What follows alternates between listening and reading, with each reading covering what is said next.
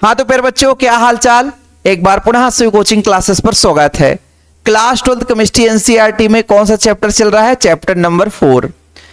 आप लोगों को बेसिक से समझा रहा हूं, एक एक पॉइंट करा रहा हूं। यहां से जो क्वेश्चन बनता है बच्चों, जो मैं आज जैसे फिजिकल प्रॉपर्टी बात कर रहा हूं, संक्रमण तत्वों के भौतिक गुणों के बारे में बात कर रहा हूं, तो बस बीच से ही क्वेश्चन पूछा जाता है।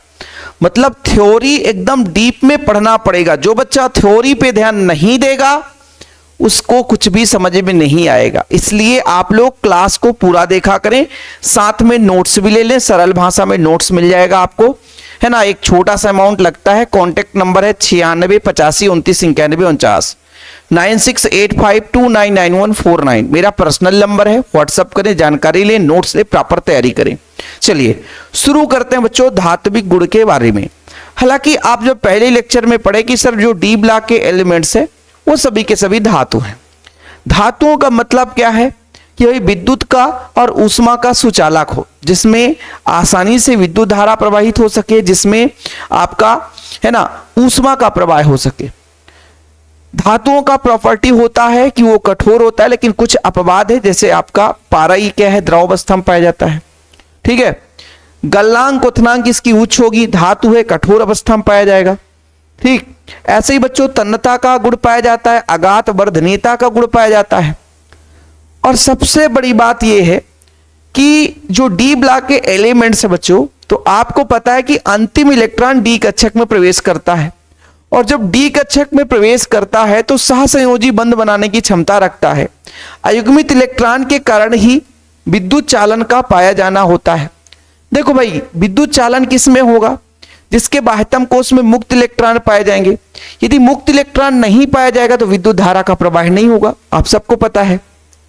और संक्रमण तत्वों में आप सबको पता है, जैसे स्कैंडियम की बात करता हूं तो स्कैंडियम का इलेक्ट्रॉनिक विन्यास 3D में कितने इलेक्ट्रॉन जाते हैं? 1, और 4s में कितने जाते हैं? 2। तो 4s में 2 इलेक्ट्रॉन है, 3D में 1 इलेक्ट्रॉन है।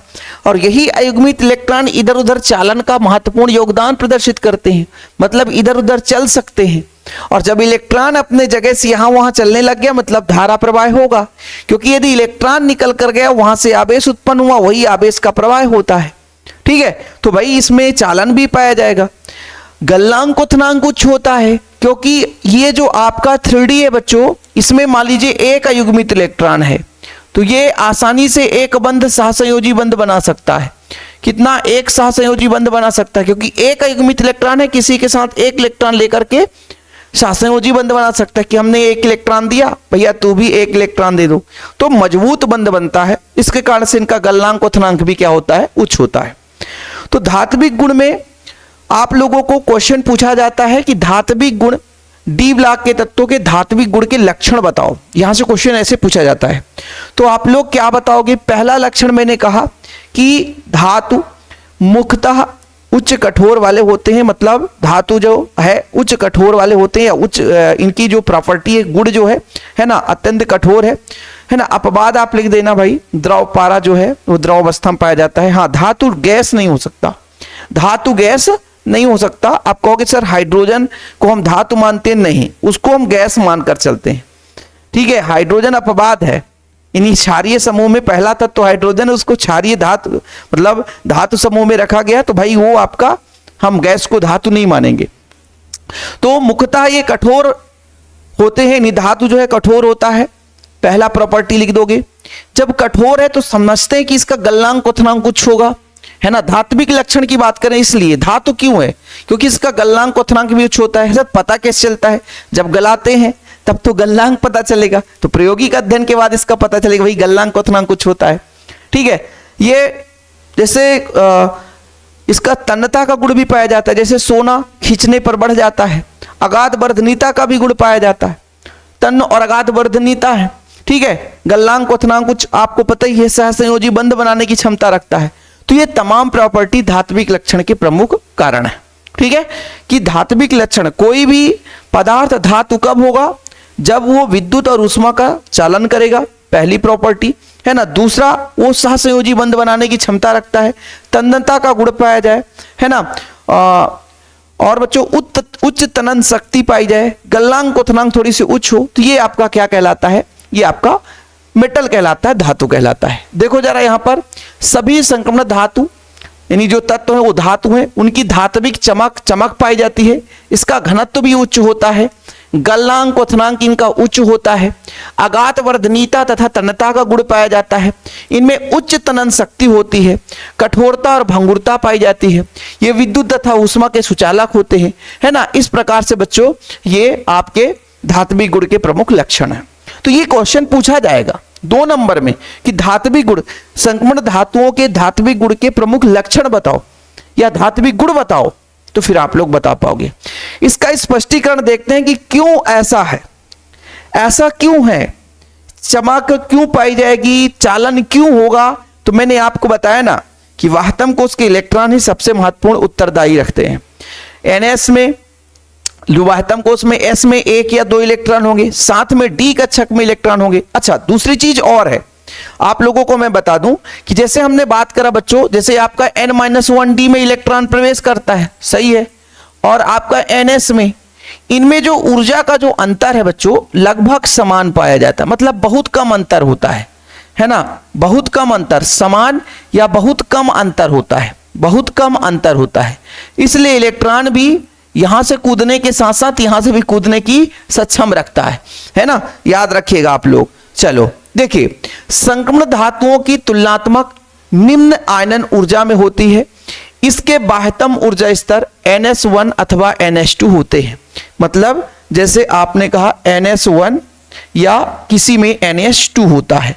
सर फॉर एग्जांपल आप बता दो, जैसे मैं स्कैंडियम की बात करता हूं, परमाणु क्रमांक 21 है, जब इलेक्ट्रॉनिक विन्यास करते हैं तो 3D1 4s2 यानी भैया NH2, S में कितने 2 इलेक्ट्रॉन।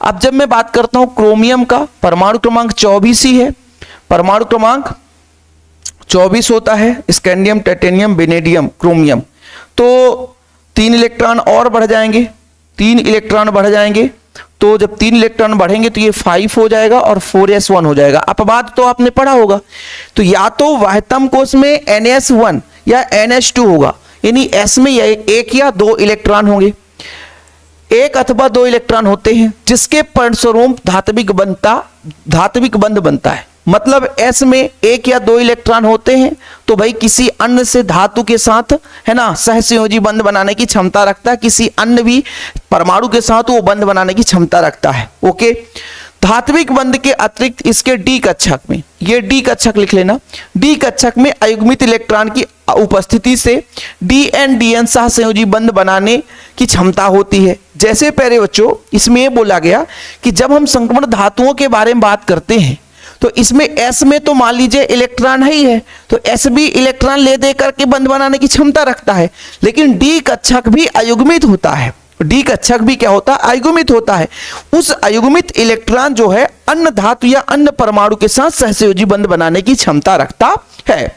आगे देखो, अयुग्मित इलेक्ट्रॉनों की संख्या जितनी अधिक होगी बंध उतना ही प्रबल होगा। जैसे बच्चों आप लोग देखना, अभी और इस पर हम और डीप में बात करेंगे, मजा आएगा कहानी में, है ना, मजा आएगा कहानी में। जैसे हमारा मान लीजिए 3D है, क्या है 3D है, ठीक है, 3D में पहले में मान लीजिए, मैं मान के चलता हूं 5 कक्षक तो सब में होता बाबू, ठीक है, ये लो, ठीक है, इसको हम कॉपी करते हैं, आगे बढ़ाते हैं, एक इधर बढ़ा देते हैं, एक इधर बढ़ा देते हैं, एक इधर बढ़ा देते हैं, चलो और भी बढ़ाना है बढ़ा दो, काम आएगा।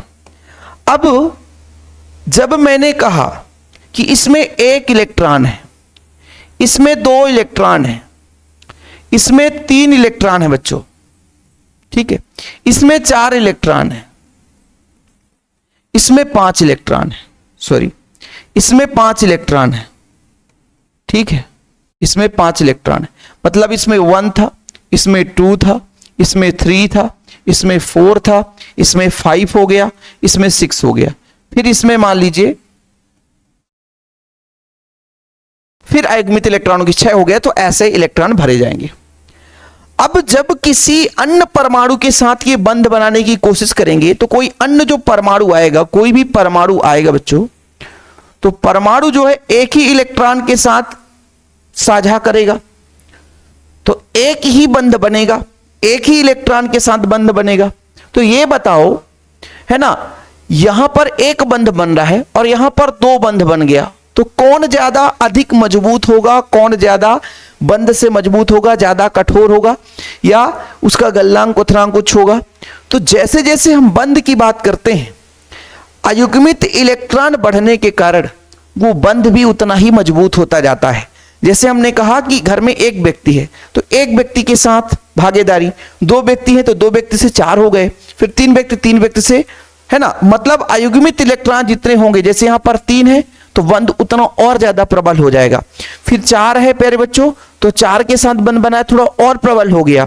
जब पांच है तो पांच का बंध और प्रबल हो जाएगा। लेकिन जैसे जैसे फिर अयुग्मित इलेक्ट्रॉन कम होते जाएंगे, बंध भी उतना कमजोर होता जाएगा। एक चीज याद रखिएगा, नहीं तो फिर आप कहोगे सर आप कैसे बता दें, पहले बोले बढ़ा फिर एक घटेगा। यहां पर एक चीज कभी कभी ऐसा भी होता है कि ये जो 3d5 है, इसमें 5 इलेक्ट्रॉन होने के कारण ये स्थायी हो जाता है। कि बोला देखो, अर्धपूर्ण या पूर्ण भरा डी कक्षक अधिक स्थायी होता है, तो कभी कभी ये अपने आप में स्थायी हो जाता है, बोलता नहीं भाई मुझे अब और अधिक किसी से लेने देने की जरूरत नहीं है। इस स्थिति में इसका गलनांक उथनांक कम हो जाता है, क्योंकि किसी से बंध बना ही नहीं रहा है। 3d5 में 5 इलेक्ट्रॉन ऐसा है कि भाई वो किसी से बंध, बोला अधिक स्थायी, और स्थायी होने के कारण किसी से यदि बंध नहीं बनाएगा तो उसको इलेक्ट्रॉन निकालना आसान हो जाता है। यही चीज प्यार भरा लिखा हुआ है कि डीएन सहसंयोजी बंध बनाते हैं, अयुग्मित इलेक्ट्रॉन की संख्या अधिक होने के कारण बंध प्रबल हो जाता है। लेकिन जैसे आगे बढ़ते हैं, जैसे क्रोमियम है, मॉलिब्डेनम है, टंगस्टन है, अधिक संख्या में अयुग्मित डी इलेक्ट्रॉन होते हैं, इसलिए इसमें अयुग्मित इलेक्ट्रॉन नहीं होते। अच्छा चलो, यही कारण है कि कमरे के तापक्रम पर Hg द्रव है, क्योंकि Hg में सभी इलेक्ट्रॉन युग्मित हो जाते हैं, अतः ये अति दुर्बल धात्विक बंध बनाते हैं। कहने का तात्पर्य हुआ कि भाई जिसमें आपका अयुग्मित इलेक्ट्रॉन की संख्या ज्यादा होगी, जिसमें अयुग्मित इलेक्ट्रॉन की संख्या ज्यादा होगी, उसका बंध उतना ही प्रबल होगा। लेकिन जब हम पहुंचते हैं Hg में, पारा है 4d में 10 इलेक्ट्रॉन, जब पूरे के पूरे इलेक्ट्रॉन भरे हैं तो क्या ये सहसंयोजी बंध बनाने की क्षमता रखेगा? S कितना उखाड़ेगा? S में मान लीजिए S का इधर उधर लेकर के करा भी, तो भाई D में पूरे इलेक्ट्रॉन युग्मित है, इसलिए उतना बंध नहीं बनाता। दुर्बल बंध के कारण ही ये द्रव अवस्था में पाया जाता है। तो एक क्वेश्चन मैं आपसे कर दूं कि Hg जो पारा है वो द्रव अवस्था में पाया जाता है, क्यों? तो आप लोग इसका उत्तर दोगे कि सर Hg जो पारा है, इसका इलेक्ट्रॉनिक विन्यास निकालने पर देखा गया कि इलेक्ट्रॉनिक विन्यास कितना लिखोगे कि 4d10 और 5s2। D में पूर्ण रूप से युग्मित इलेक्ट्रॉन है, D के कक्षक पूर्ण रूप से भरे हुए हैं, इसमें युग्मित इलेक्ट्रॉन है। अयुग्मित इलेक्ट्रॉन ना होने के कारण यह सहसंयोजी बंध, प्रबल सहसंयोजी बंध नहीं बना पाता, बल्कि इसके लिए हम बंध की बात करते हैं तो एकदम अत्यंत दुर्बल धात्विक बंध होता है। और इसी दुर्बल धात्विक बंध के कारण जो Hg है वो बच्चों द्रव अवस्था में पाया जाता है, पारा जो है द्रव अवस्था में पाया जाता है। क्वेश्चन ऐसे या घुमाता है, क्वेश्चन कैसे पूछेगा कि संक्रमण धातुओं में धात्विक लक्षण किस बंध के कारण होता है? तो कहोगे सर संक्रमण धातुओं में धात्विक लक्षण, क्योंकि डी कक्षक अयुग्मित होते हैं, अयुग्मित इलेक्ट्रॉन जो है ना साझा करते हैं और सहसंयोजी बंध बनाते हैं, इसी सहसंयोजी बंध के कारण ये ठोस या कठोर या प्रबल होते हैं। ठीक है, ऐसा चीज है। क्वेश्चन आ जाएगा कि अयुग्मित इलेक्ट्रॉन की संख्या के साथ साथ सहसंयोजी बंध में क्या परिवर्तन होता है डी ब्लॉक के तत्वों में? तो आप कहोगे जितना ज्यादा अयुग्मित इलेक्ट्रॉन होंगे बच्चों उतना ही ज्यादा बंध प्रबल होगा।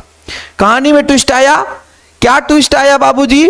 कि तुलनात्मक रूप से पाया गया कि भाई साहब S में भी आपका एक या दो इलेक्ट्रॉन होगा जो क्या बनाएगा बच्चों? सहसंयोजी बंध बनाने की क्षमता रखता है। और डी कक्षक में भी अयुग्मित इलेक्ट्रॉन होते हैं, वो भी आपका DN सहसंयोजी बंध बनाता है। एक परमाणु के डी कक्षक दूसरे परमाणु के डी कक्षक से मिलता है, सहसंयोजी बंध बनाता है।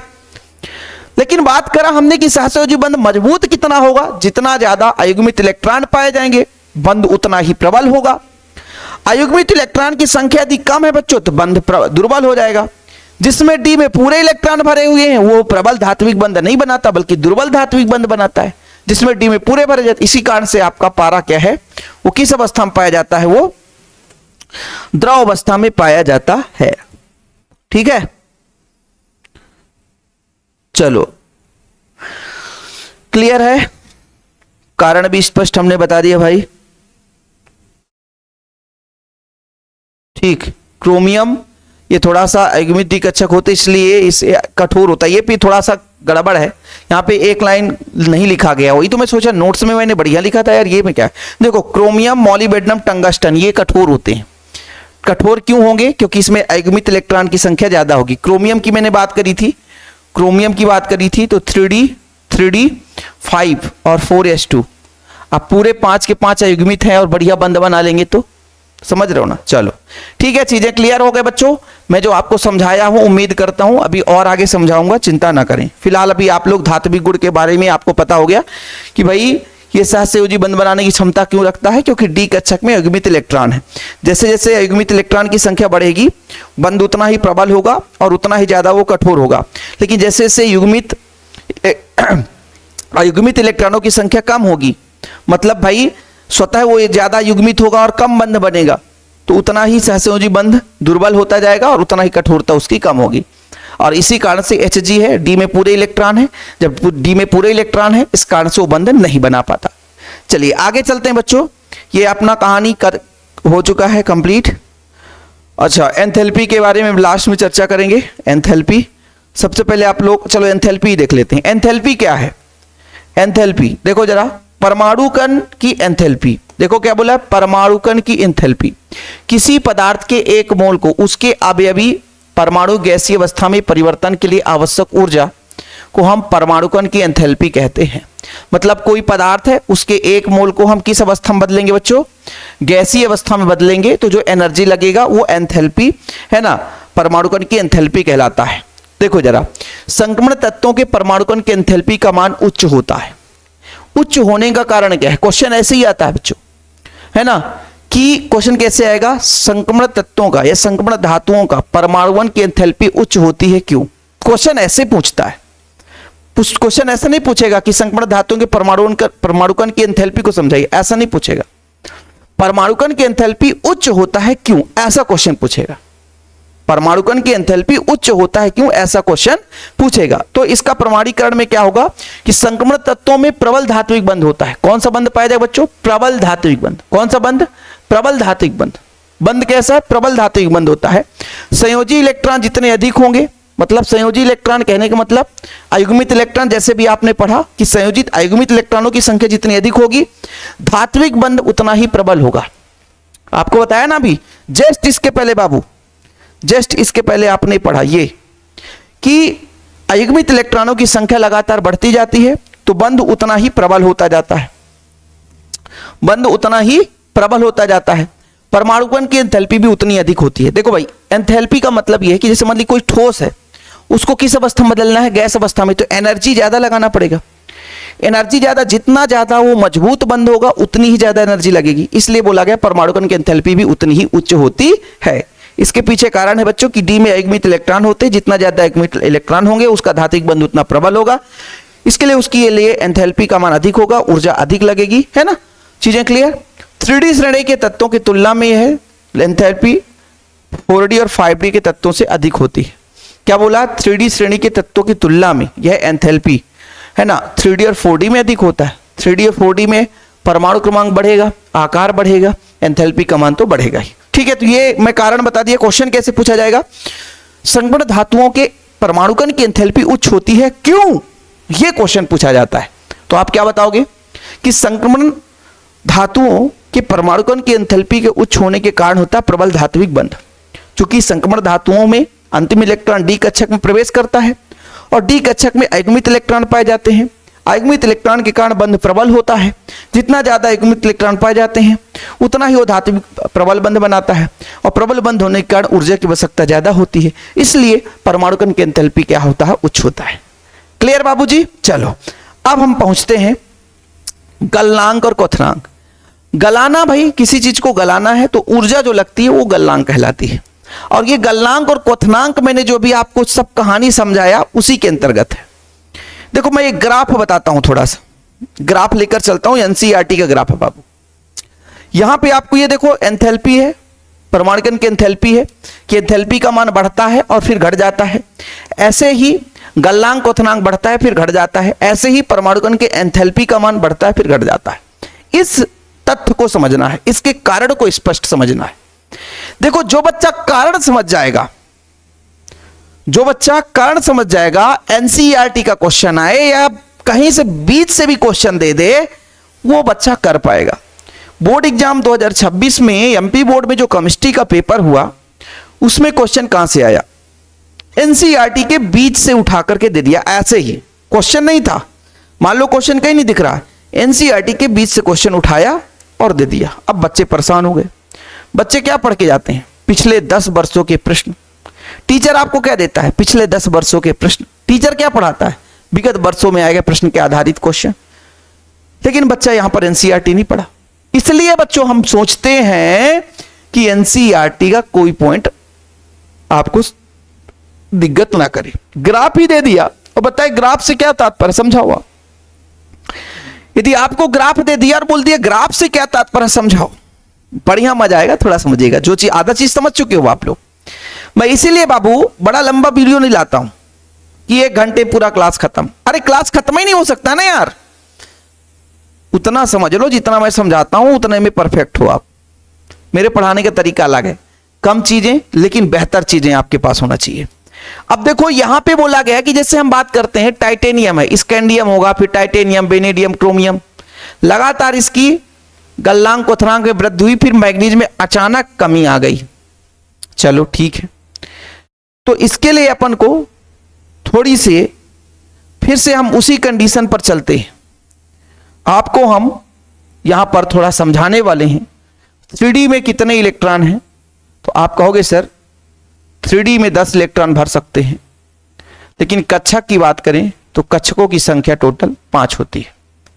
ठीक, ये किसी एक के लिए मैं बात करूंगा, फिर दूसरे के लिए बात करूंगा, फिर तीसरे के लिए बात करूंगा, फिर चौथे के लिए बात करूंगा, फिर 5वें के लिए बात करूंगा, फिर 6ठे के लिए बात करूंगा, 7वें के लिए बात करूंगा, फिर आगे भी बात करना होगा तो 8वें के लिए बात कर लूंगा। ठीक है, 8वें के लिए बात कर लूंगा। चलो सर, जैसे मैं जब बात करता हूं स्कैंडियम में, स्कैंडियम का इलेक्ट्रॉनिक विन्यास क्या होता है? 3D1 4s2। तो D में 1 इलेक्ट्रॉन ऐसा आपने भर दिया। जब आप टाइटेनियम में बात करते हो बच्चों, तो टाइटेनियम में 3D 2 इलेक्ट्रॉन हो जाते हैं और 4s में 2 इलेक्ट्रॉन। तो ये D में 2 इलेक्ट्रॉन भर गए। आगे देखना, S में तो फिक्स है, X की बात छोड़ो, अभी D की बात करते हैं। पर 3D में जब अपना 3 इलेक्ट्रॉन, अभी यहां पे 2 इलेक्ट्रॉन था, आगे बढ़ते जाओगे स्कैंडियम, टाइटेनियम, वेनेडियम, फिर आपका 3 इलेक्ट्रॉन हो जाएगा। फिर प्यारे बच्चों कहां पर पहुंचेंगे? क्रोमियम। क्रोमियम में 4 न होकर के 5 भरा जाता है। 3D में 5, 3D में 5 और 4s में 1। ये अपवाद है ना, तो 1 2 3 4 5। अब यहां पर पहले एक बंध बना D के साथ, 2 बंध बना, 3 बंध बना, 5 बंध बन गया। लगातार बंध बनने से इसका भाई मजबूती बढ़ता गया, उतना ही ज्यादा प्रबल कठोर हो गया, उतना ही ज्यादा प्रबल कठोर हो गया। समझना, ऐसे 3D की बात करते हैं, जब हम 4D श्रेणी में चलेंगे तो यही प्रोसेस होगा, 5D में चलेंगे यही प्रोसेस होगा। बात को समझना बाबूजी, बात को समझना, मजा आएगा, कहानी में ट्विस्ट भी आएगा, लेकिन आप लोगों को थोड़ा सा ध्यान देना पड़ेगा कि हम कहां पर पहुंचे। ठीक है, हमने कहा अभी यहां पर कितने बंध बनेंगे बाबूजी? पहले आप बोलोगे सर 1 बंध बनेगा, फिर यहां पर कितना बंध? 2 बंध बनेगा, यहां पर कितना बंध? 3 बंध बन गया, और यहां पर कितना बंध बनेगा? 5 बंध बन गया। तो लगातार बंध मजबूत होता जा रहा है, उतना ही ज्यादा प्रबल कठोर होता जा रहा है, और जो जितना ज्यादा कठोर हो गया उसको गलाना उतनी ही ज्यादा एनर्जी की आवश्यकता होगी। इसलिए कहा जाता है कि जैसे जैसे आगे बढ़ते हैं तो गलनांक क्वथनांक बढ़ गया। बिल्कुल सही है, श्रेणी में हमने चढ़ा दिया, गलनांक क्वथनांक बढ़ गया। लेकिन जैसे ही हम पहुंचते हैं Mn में, मैग्नीज में पहुंचा हमने, तो इसमें भी 3D5 है, लेकिन 4s2 है, यहां पे 4s1 था। इसमें भी 5 इलेक्ट्रॉन है बाबूजी, लेकिन इसका गलनांक क्वथनांक धड़ाम से नीचे आता है, कम हो जाता है। क्योंकि ये तो भाई ये तो अपने स्थायित्व को देखो, ये जो क्रोमियम होता है आप सबको पता है एस में 2 इलेक्ट्रॉन होना चाहिए, लेकिन यहां पर 5 हो गया, यहां से 1 इलेक्ट्रॉन ले लिया। स्थायित्व को ग्रहण करने के लिए इसने खींच के रखा है, उसका था नहीं, उसने एस से चोरी कर ली है। उसका था नहीं, डी में 5 था नहीं, एस से चोरी किया है, इसलिए वो उसका स्थायी इलेक्ट्रॉन नहीं कहलाएगा। लेकिन इस मैग्नीज के पास 5 स्थायी हैं, और जिसके पास स्थायी इलेक्ट्रॉन है वो बोलता है मैं ज्यादा स्थायी हूं, मैं उतना ज्यादा आपसे बंध बनाने की क्षमता नहीं रखता, तो ये कहता मैं धात्विक बंध बनाऊंगा नहीं, सहसंयोजी बंध नहीं बनाऊंगा। और जब नहीं बनाएगा बंध तो ये कमजोर रहेगा, इसको कम एनर्जी देने पर, कम ऊर्जा देकर के इसको तोड़ देंगे, इसको खंडन कर देंगे, कम ऊर्जा पर ये गल जाएगा, खत्म, टाटा बाय बाय। समझ में आई बात? कि हमने कहा जैसे जैसे आगे बढ़ा अयुग्मित इलेक्ट्रॉन की संख्या बढ़ी, सहसंयोजी बंध उतना मजबूत हुआ, गलनांक क्वथनांक उतना ही मजबूत होता जा रहा है। लेकिन जैसे ही मैग्नीज के पास आया तो 5 इलेक्ट्रॉन लेकर, अब बोलोगे सर इसमें भी तो 5 था, अरे बबुआ ये चुराया था ना, लेकिन इसके पास स्वतः 5 है, और जब 5 है तो बोला मैं स्थायी हूं, और जब मैं स्थायी हूं तो धड़ाम से बोलता है बाबू मैं धात्विक बंध बनाने की क्षमता नहीं रखना चाहता, बना सकता हूं लेकिन नहीं बनाना चाहता। और जब वो बंध नहीं बनाया है उसे तोड़ना आसान होगा, उसका गलनांक क्वथनांक क्या होगा, निम्न होगा। यही चीज बच्चा लोग देखो कि स्कैंडियम से लेकर क्रोमियम तक चलेंगे तो बढ़ेगा, लेकिन धड़ाम से मैग्नीज में नीचे आया। ऐसे देखो बच्चों, यहां पर टंगस्टन तक पढ़ा, रेडियम में नीचे आ गया, मोलिब्डेनम तक पढ़ा, टेक्नीशियम में नीचे आ गया, फिर थोड़ा सा बढ़ता है, फिर लगातार घटते जाता है। फिर लगातार क्यों घटते जाता है बाबू, इस पर भी हम डिस्कस करेंगे।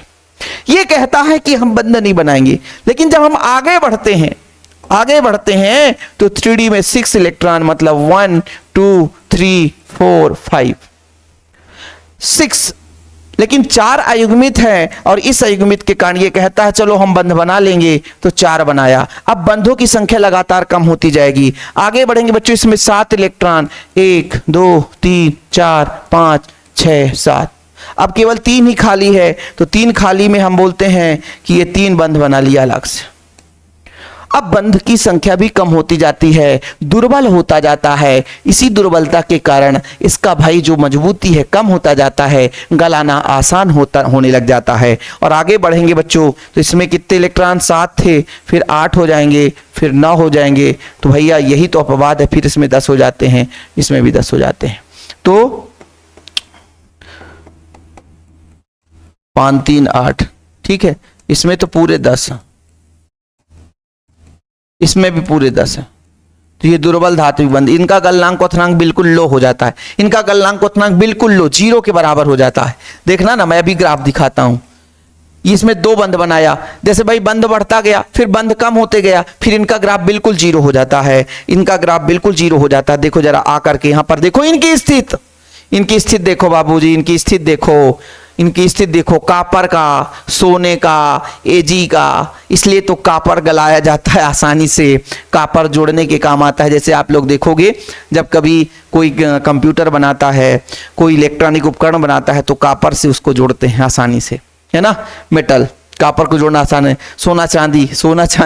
सोना चांदी भाई आसानी से उसको गला करके हम क्या करते हैं, आपके गांव घर में बीवी जो सोने का काम करते हैं, आसानी से उसको गला करके उपकरण, मतलब नए धातु का निर्माण कर देते हैं, नए आपके आभूषण का निर्माण कर देते हैं।